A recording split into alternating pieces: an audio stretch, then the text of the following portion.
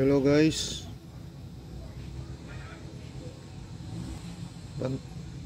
Kaya pala yung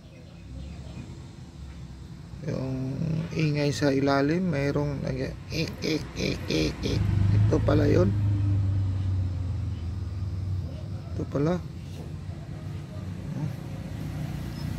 Wala ng grasa.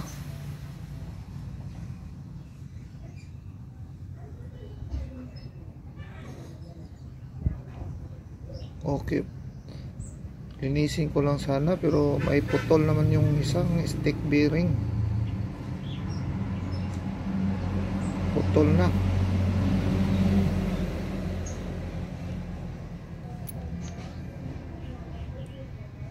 Saka replacement na pala itong nilagay.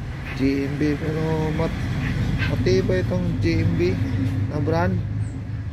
Kasi ako nakabili ako ng bearing nito sa Avanza, front wheel bearing.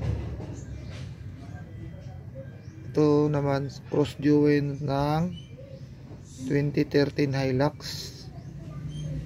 Kaya pala may tumutunog sa ilalim, mag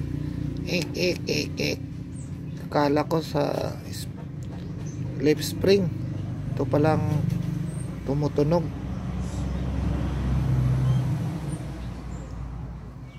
Okay guys, palitan natin guys.